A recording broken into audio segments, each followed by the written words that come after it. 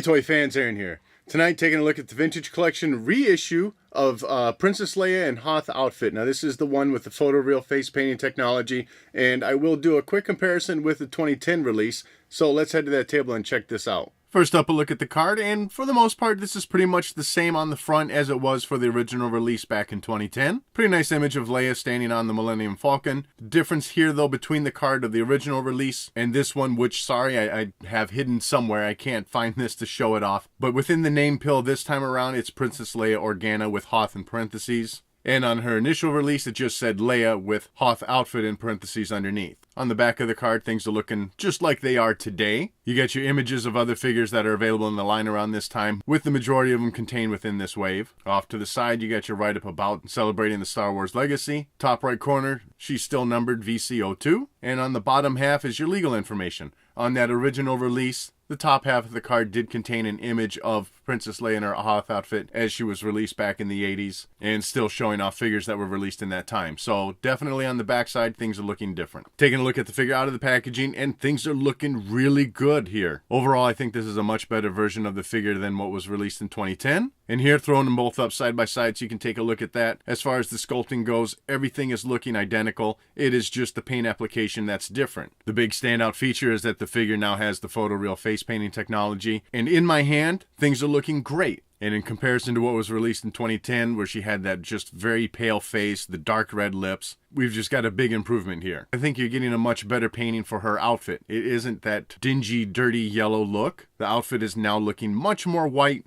with a little bit of dirt in there, a little bit of yellowish coloring applied just here and there, very subtle. And around her feet, the differences here are pretty subtle. Those straps around her boots are a little bit darker. I think that gray looks a little bit darker too, but otherwise, really for the most part, the boots are pretty close to being identical. Just a shade difference on each color. Concentrating now on just this release, as I said, face painting just looks fantastic. And I always think it's amazing what a paint job can do for a figure. And in this case, it just really brings her sculpt to life, and certainly makes it look like it's a much more accurate sculpt than even what was initially released. Hair detailing's looking good. You got that braid nicely done that runs around her head and the back. And then as far as that outfit, it's very well representative of what was seen on the screen. Her vest is loosely sculpted. If you wanted, I'm pretty sure you could probably take that off, slide it. Maybe you could slide it over the arms. Maybe you have to pull them off. I'm not certain. I'm not going to try that. But nice quilted detailing though on the bottom part of the vest. Off on her left side, you're right as you see it. Pretty good calm painting in there, or maybe that's her rank badge. Not quite sure what that would be. It is missing some specks of blue, but otherwise the red that's in there and the black, those are looking pretty good. Along the back side of the vest, nothing really different here, just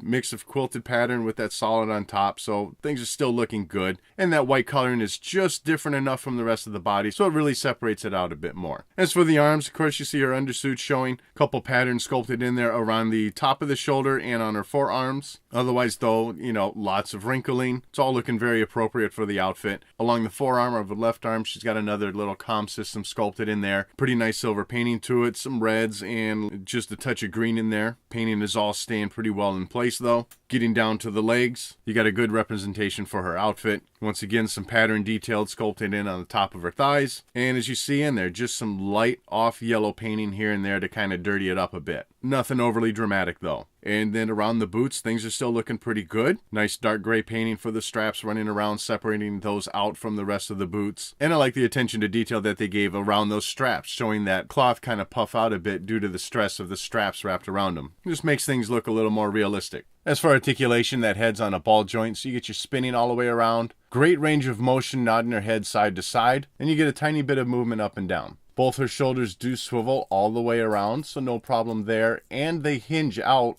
90 degrees. Both elbows bend at 90 degrees, and you got your swiveling in there, and then for the wrists, each one only swivels. Because you're swiveling at the waist, legs bend pretty much straight out and straight back. Single joint bend at the knee, good 90-degree range there, and of course each knee does swivel.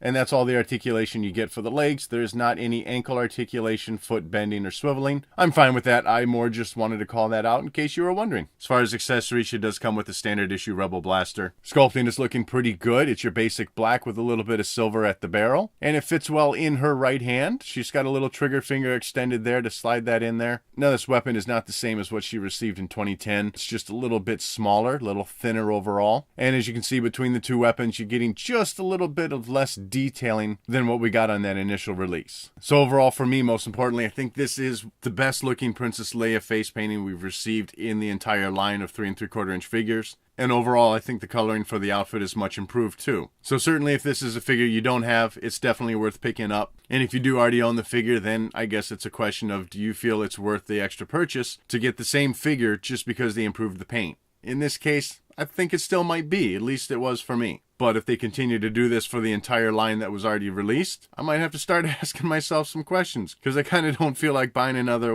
80, 90 figures all over again. And so that wraps up this look at the Vintage Collection Hoth Leia. I'd love to know what your thoughts are on this figure in the comment section below. And as always, thank you for watching.